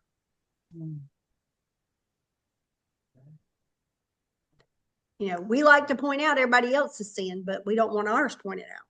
And so Yah's telling them, no, don't worry about theirs. You've still got stuff in your life, but love them. You know, don't necessarily bash them over the head, but come to someone and say, well, what do you think about this verse? This verse says this. Wait a second, let's look at this verse. And, doing it in love and approaching it that way.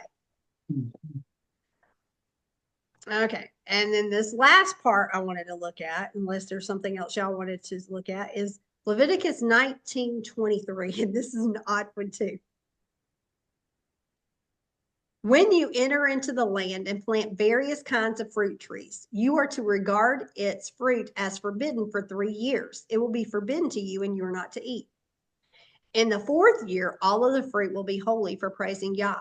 But in the 5th year, you may eat of its fruit, so it will produce even more for you, for I am Yah, your Elohim. And again, I think this is more than just meets the eye. Well, first, it's talking about in the land of Israel, okay? Not everywhere, but, I think probably we could apply it outside, but it's specifically talking about there.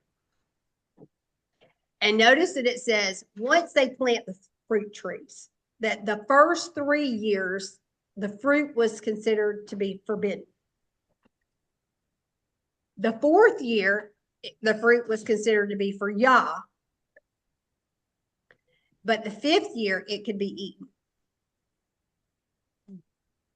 And what I started looking at is some think that this taught them not to follow the ways of the heathen that were there, because when you started looking at some of the pagans there, that they would consecrate the very first of their fruit trees to their idols, and saying that otherwise all of their fruit would be blasted or not good if they did not give it to their idols first. Okay.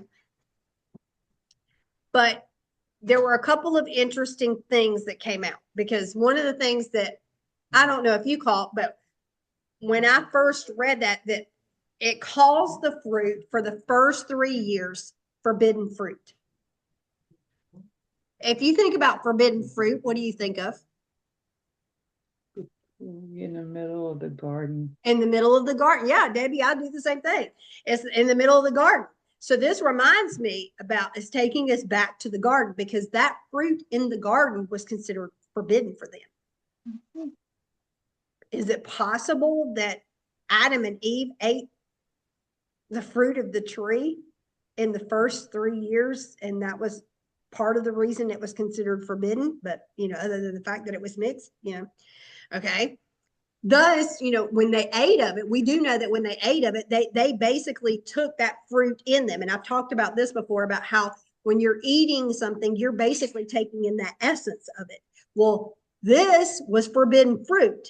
So it was unholy or unsanctified. So they were taking in this unsanctified state. So therefore, what do they do when they have children and they're reproducing and they're multiplying?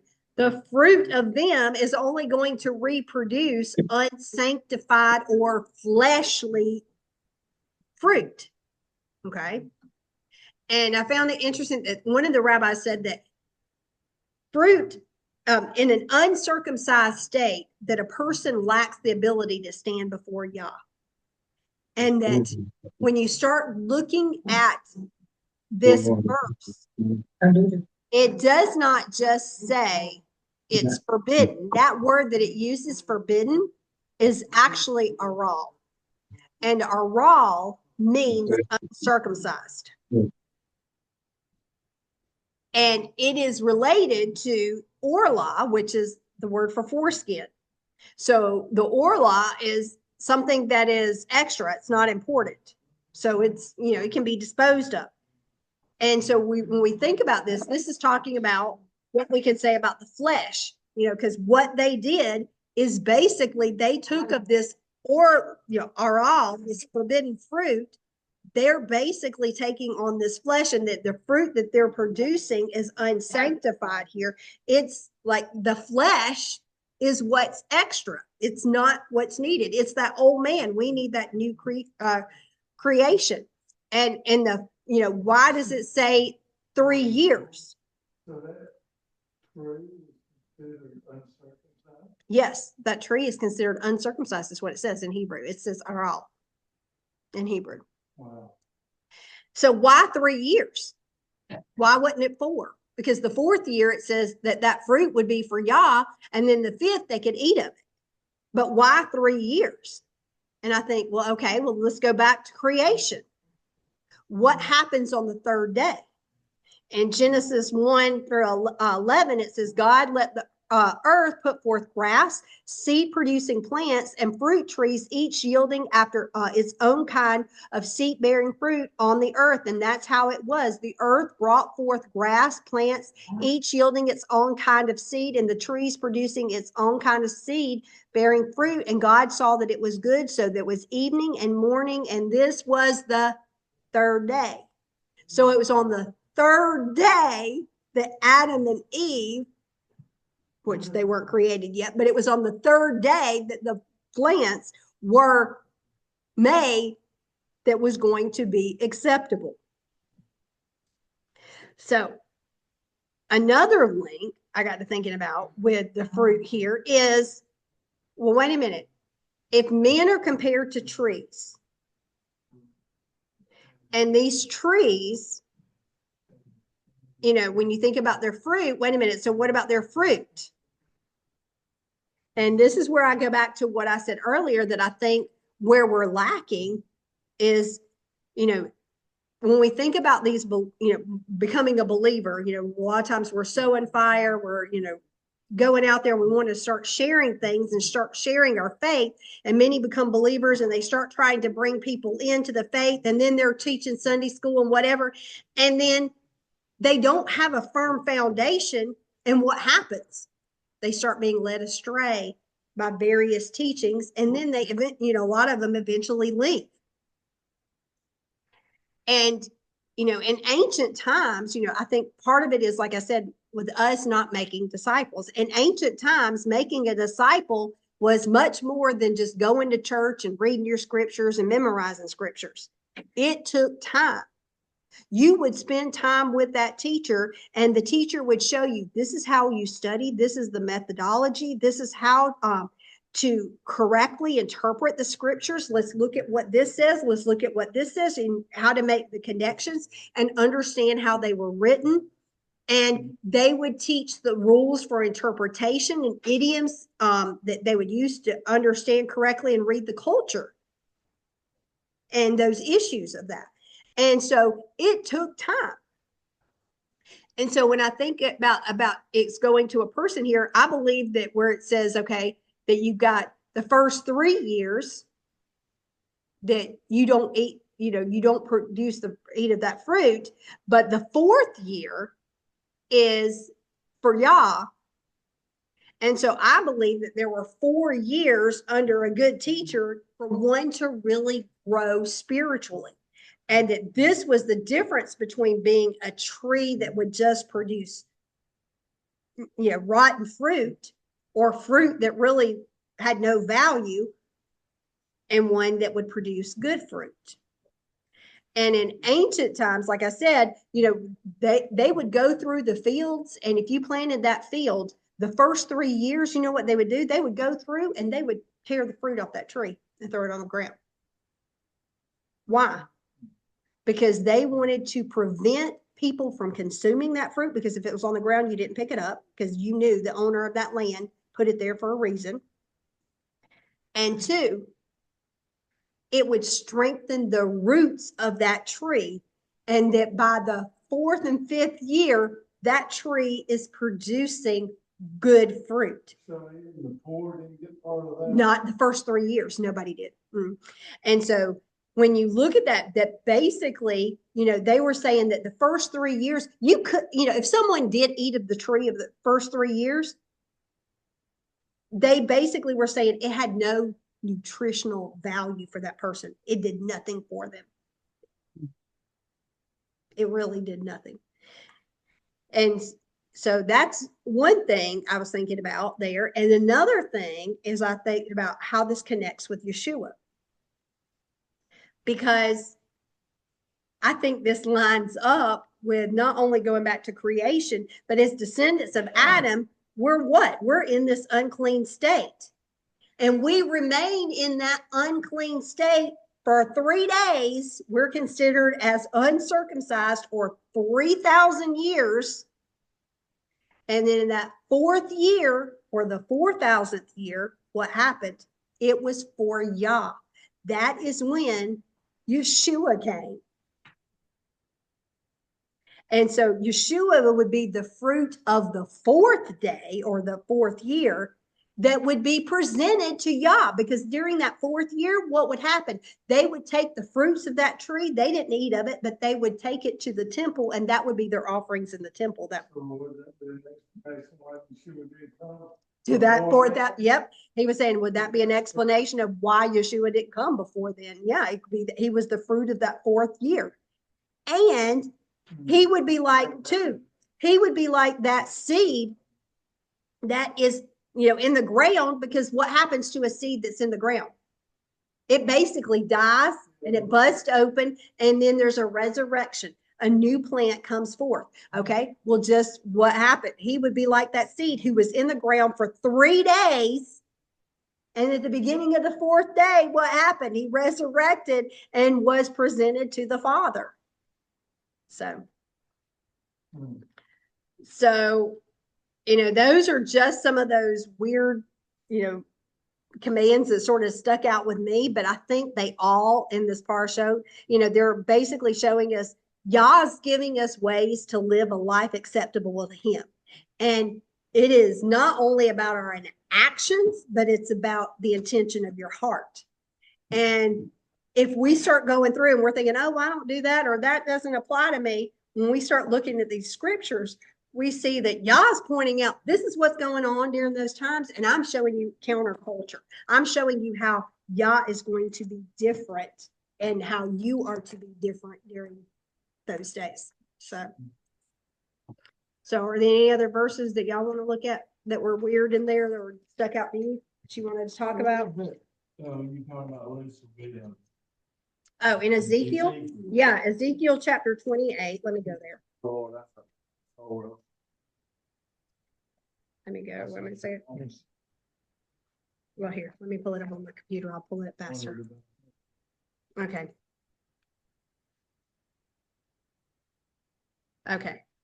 Okay, I'll read it right here. Ezekiel 28:14. You were a cherubim, protecting a large region. I placed you on God's holy mountain. Well, where's God's holy mountain? Jerusalem. You walked back and forth among the stones of fire. What are the stones of fire? The altar of incense. You were created perfect in your ways from the day you were created until unrighteousness was found in you. And when your commerce grew, you became filled with violence, and in this way you sinned. Therefore, I've thrown you out, defiled from the mountain of God. I've destroyed you, protecting care from among the stones of fire. So he's being cast out from that heavenly tabernacle. He was the priest there. And so what did he do? When he rebelled and he wanted to be like God, he defiled that heavenly tabernacle. So when Yeshua took the blood into the Holy of Holies there, what does it do on Yom Kippur? It cleanses the temple. He cleansed that temple just as he's going to. Yep. Well, it said, Yep. What was that? Said one of the horns of the offering in the heavens. Yeah, in Hebrews. In Hebrews. Yeah. Because it also says in Hebrews, what was it, chapter 8? Let me look right here. In Hebrews chapter Hebrews chapter 8, I think it's. Or is it 9? Let me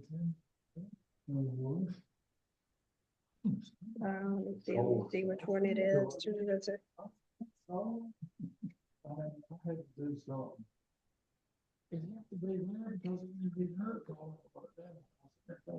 Let me see if I can find it. Let me see if I can find it right here. Oh, sorry. Bing. Just a second. Where's that verse? No, it's not that one.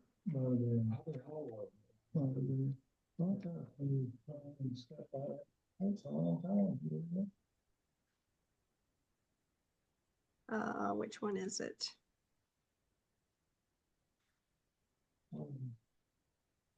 Wait a second.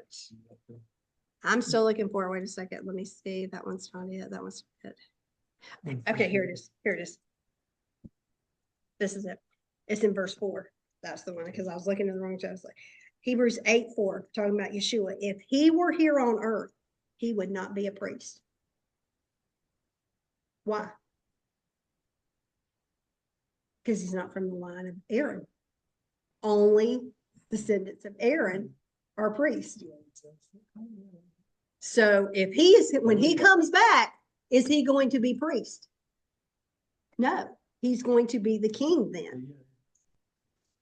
Yeah, so he's going to be king when he returns, but he is not going to be priest. He is our high priest right now in the heavenly temple, but he is not priest here on earth.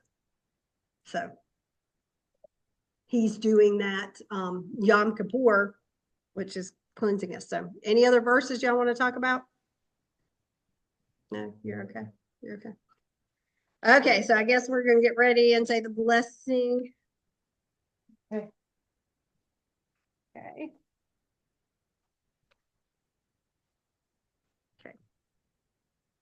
Yevereka Yahavaviris Meireha Yahir Yahava Panava Ileka Vehuneka Yasa Yahava Pinaveleka Vayashim Leka Shalom. May Yahweh bless you and keep you. May Yahweh make his face to shine on you and show you his favor. May Yahweh lift up his face toward you and give you peace. B'Shem Yeshua HaMashiach, Sar Shalom. Go in peace. Amen. Shabbat Shalom.